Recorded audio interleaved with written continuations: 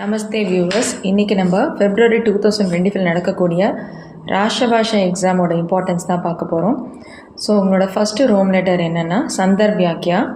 இதில் வந்து பார்த்திங்கன்னா 5 கொஷின்ஸ் கேட்பாங்க. எனி டூ நீங்கள் எழுதணும். அதில் என்னென்ன இம்பார்ட்டண்ட்னா மா, சாஹ், பிக்ஷுக், பாரத் கி நாரி, சுக்துக், இந்த 5 லெசன்ஸில் இருக்கக்கூடிய சந்தர்பியாக்கியா நீங்கள் படிச்சுக்கோங்க. ஸோ அதை ஃபஸ்ட்டு எப்படி எழுதணும்? பிரசங், பாவார்த், விசேஷ். பிரசங்கில் வந்து from which poem it is asked. So அந்த यह पद्यांश माँ नामक कविता से दिया गया है, इसका कवि ஏகாந்த் ஸ்ரீ வாத்சவ் அப்படின்னு சொல்லிட்டு அதை எழுதணும்.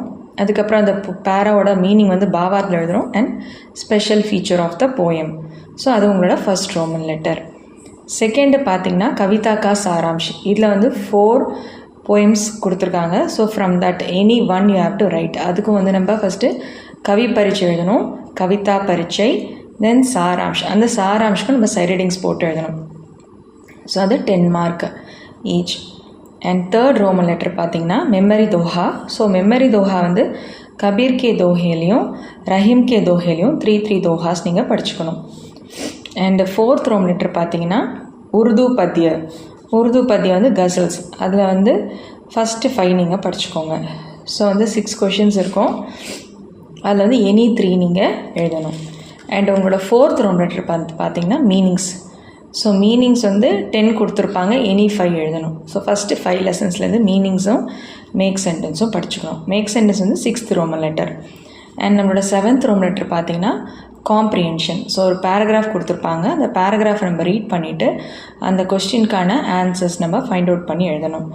அண்ட் உங்களுடைய 8th ரோம் லெட்டர் வந்து பார்த்திங்கன்னா ப்ரோஸ் கொஸ்டின் ஆன்சர்ஸ். அதுவும் நீங்கள் ஃபஸ்ட்டு 5 லெசன்ஸ்லேருந்து படிச்சுக்கோங்க. ஸோ அந்த 6 கொஷின்ஸ் கேட்டிருப்பாங்க. எனி 2 நீங்கள் எழுதினா போதும். உங்களோட 9th ரோம் லெட்டர் வந்து ப்ரோஸ் எஸ்ஸே.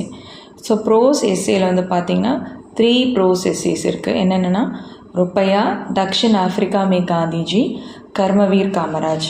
ஸோ அதுலேருந்து நீங்கள் எனி 1 எழுத போகிறீங்க.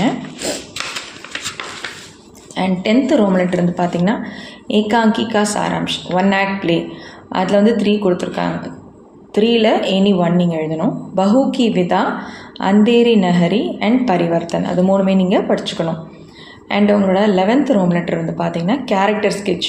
ஸோ கேரக்டர் ஸ்கெட்ச் வந்து 5 கொடுத்துருப்பாங்க, எனி 2 எழுத போகிறோம். ராஜேஸ்வரி, கோபால் பிரசாத், அன்புஜ் ராஜா, குணவந்தி, ஜல்காரி பாயி, இந்த 5 கேரக்டர்ஸ் நீங்கள் படிச்சுக்கணும்.